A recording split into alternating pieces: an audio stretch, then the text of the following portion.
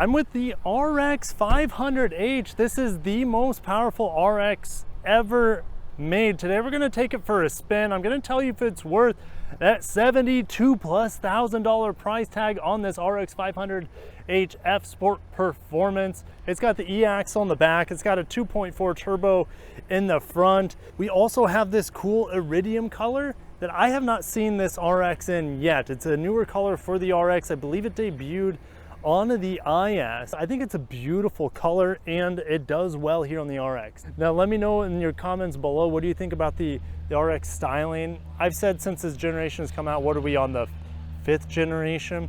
This swoop reminds me a lot of the current gen Highlander. It also reminds me of the Sienna. So the rest of the car is pretty hard edged and designed, besides the roofline swoop that's kind of gentle there, and then this swoop that goes up around the rear tire. Now, the IS kind of has that swoop too, but the IS pulls it off much, much better. So the styling, for me, it's a bit of hit or miss. There's some things I really like about it. I think it looks great from the back. The RX, this is the best angle for the RX, is looking from behind with the direct 4 all-wheel drive. You got about close to 80 horsepower rear motor back there, electric motor to power the rear wheels. You also have rear wheel steering on this sport model. You have bigger brakes on it. Look at these fat guys. These cool multi-spoke wheels as well, which are exclusive to this F Sport Performance model. So we have 235s with tires, which for a sport RX is not that wide, to be honest. Typically in the competitors, you'll see at least 255 with tires. But the benefit here is that you'll be able to rotate these tires. It's 235 there on the back, so you'll be able to rotate them all the way around. So in terms of maintenance, it's a good thing, I guess, for skinnier tires. We'll find out here in a little bit if it has the grip that I'm looking for, but I'm in Lauderdale, so I'm not really going to be able to test out the handling capabilities entirely. This black F Sport badge is it means F Sport Performance. If it had a white background, it would just be a standard F Sport model with no added horsepower, no added performance to it. The IS 500 with the F Sport Performance is the only other F Sport Performance. I know it's a mouthful in the Lexus lineup that I can think of right now. Now, when this came out with the new generation, it had the spindle body grille, where it's half in the future, half in the past. Why do I mean half in the future? Well, this is solid. If you look at the RZ over there, that's more of the future. That's fully battery electric. And the front grille to that, well, there really isn't one until you get way to the bottom. Here, it's like, okay, we're a little bit solid. We're still mostly gas, because you need a lot of airflow to cool the 2.4 liter turbo on the inside, all right?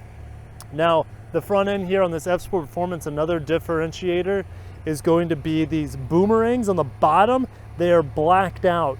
The F Sport non-performance model, so if you look at an RX 350 F Sport appearance package, for example, that has a white boomerang. So that's one differentiator from the front. Now, me personally, I like how the premium base, or the normal RX front end looks. So if you look like an RX Luxury, an RX Premium, or even the RX 350H or RX 450H Plus models, they don't have, it's just not nearly as busy up front. But this model, it's growing on me. It's not my favorite, it's growing on me though. Of course, we have the optional triple beam LED headlights right here behind these beautiful L motif daytime running lights. So triple beam headlights is a Lexus staple. However, they are not available on the RZ. So maybe Lexus will go away from the triple beams at some point in the future. Blacked out roof surround, blacked out roof rails as well, fully glass roof, smart key access all the way around. We have this really nice red contrast interior. This is a luxury feature you hardly ever see in a modern RX or NX. It's very exclusive to get power folding seats. What do I think about them?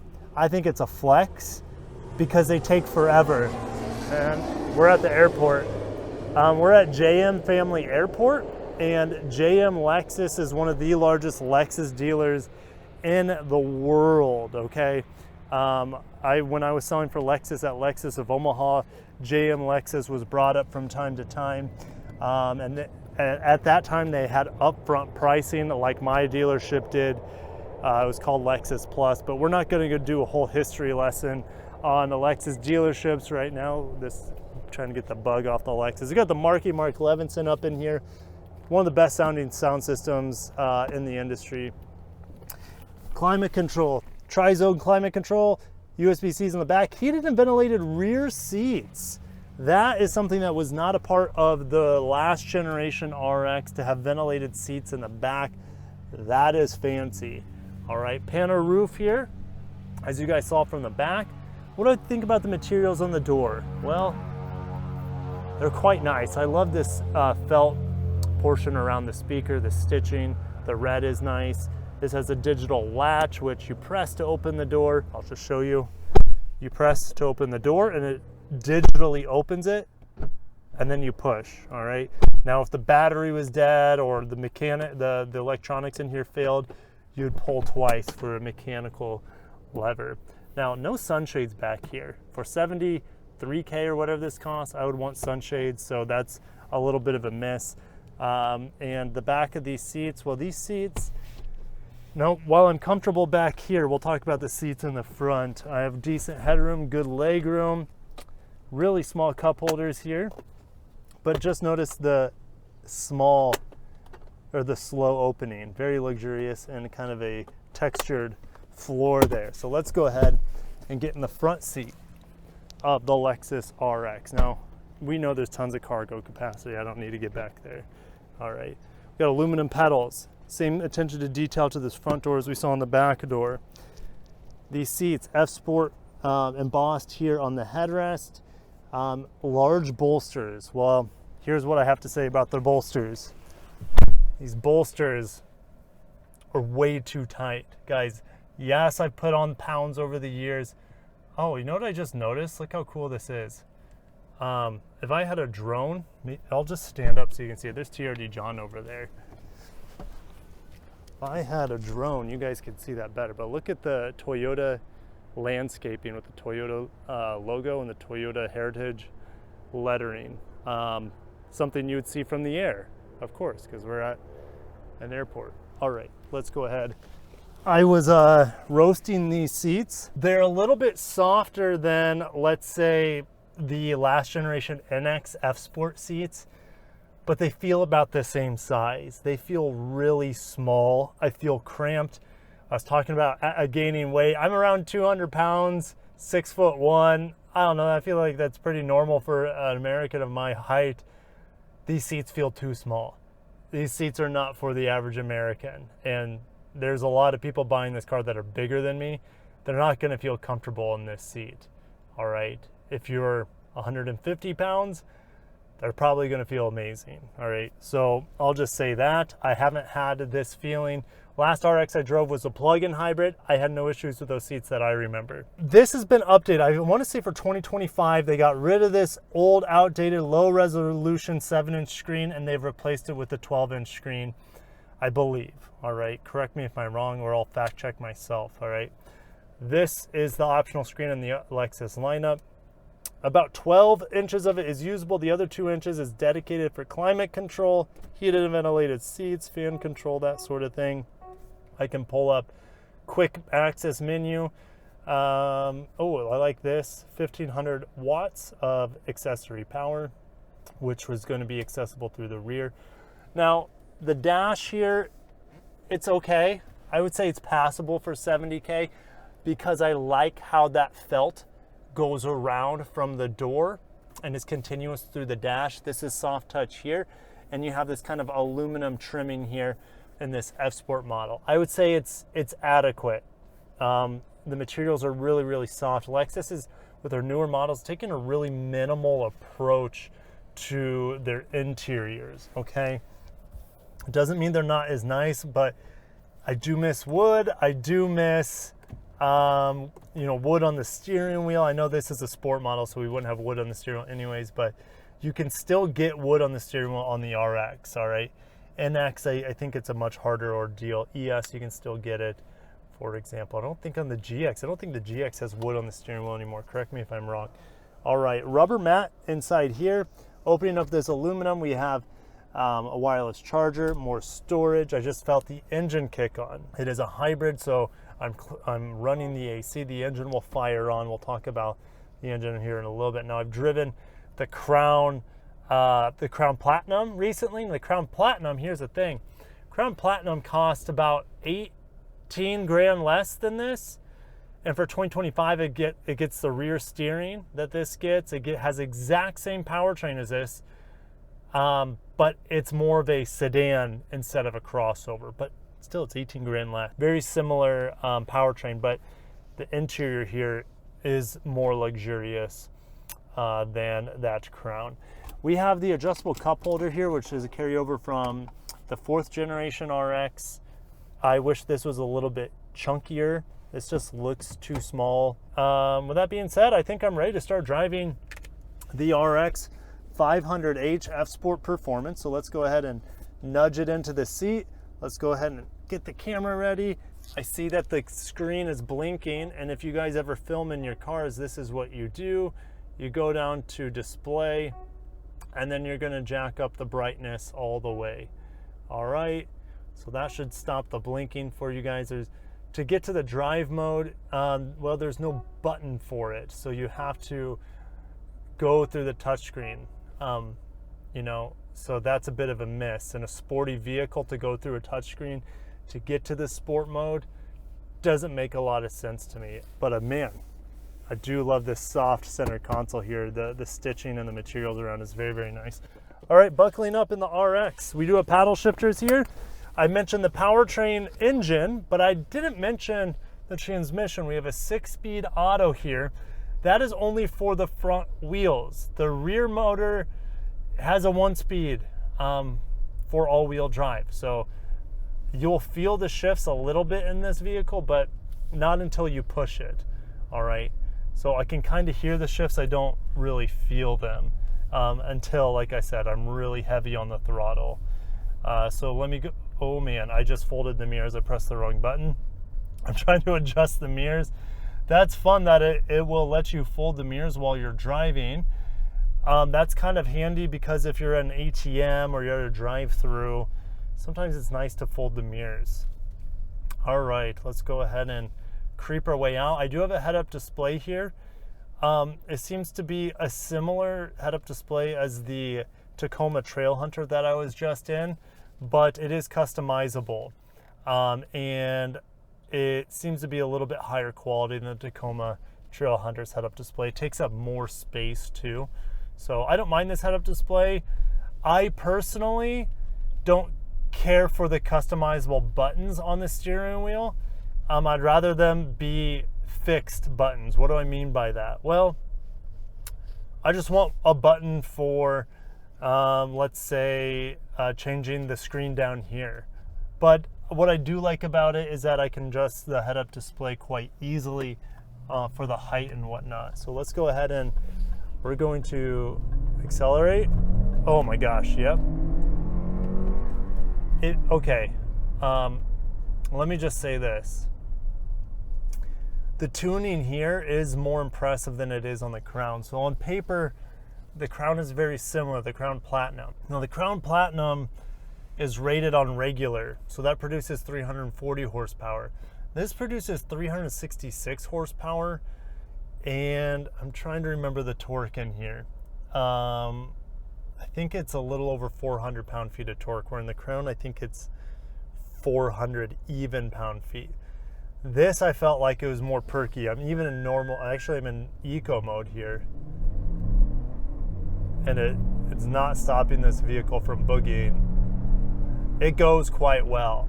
Now, the downfall to this vehicle, so I come here, what about the brakes? Is that, no, it brakes really well. We have oversized brakes here. You do get a good amount of pitch. We are in a crossover, so it's gonna dive down while you hit on those brakes. But I think where the vehicle is gonna be limited, like I mentioned earlier, is I don't have twisties or anything to really test this, but the handling, even though It's better than the normal RX, and we have adaptive dampers in here. I just, you know, this thing is heavy, and I wouldn't want to be pushing this vehicle hard in the turns, even though it can handle it pretty well. Okay, this is a good comparison. This costs the same amount of money, around $70,000, compared to an MDX Type S. Now, MDX is a 3-row. This is a 2-row, but hey, I'm going to compare it to that vehicle. That vehicle has around 350 horsepower. No, 355 horsepower. This has 366. Which is a better performing vehicle? I'd say the MDX is. All right. This will get better fuel economy. So this comes close to the MDX in performance, at least straight line performance. It's good. This might actually edge out the MDX in straight line performance, but that V6 turbo is a very sweet engine. I really like it. I like the double wishbone suspension on there. That vehicle handles better than this. And I would say stopping power is going to be pretty similar between the two. All right, but this has the edge in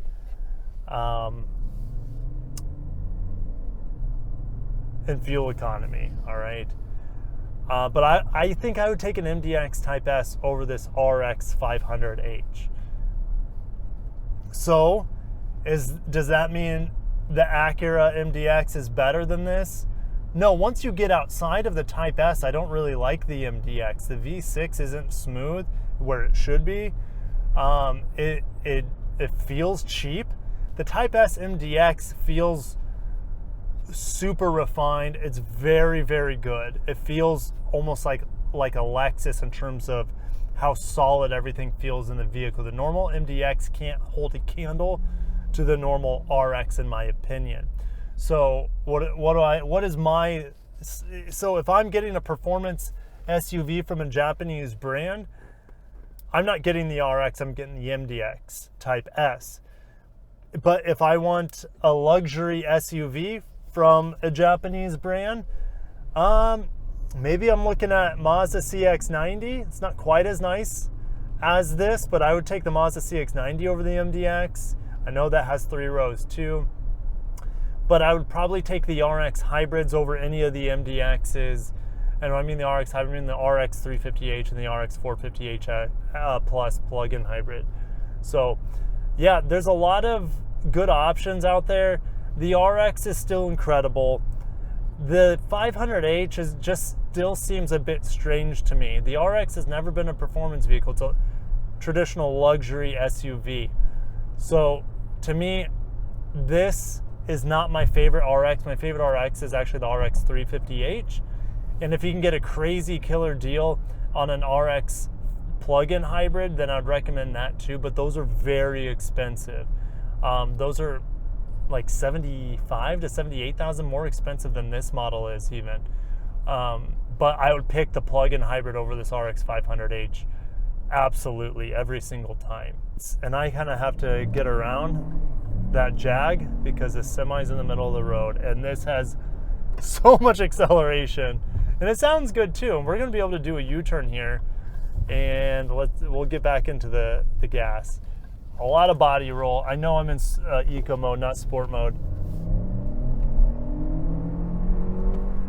I can't believe an RX can do this. It's still silly to me. It just feels like this spirit has been reincarnated into the wrong vehicle, the wrong body. Yeah, you can feel that rear steering. I didn't really notice it before, but you could definitely notice that rear steering in lower speed operation, which is great when you have kind of a long body vehicle like the RX is, or at least how the RX has become over the years, pretty long in body.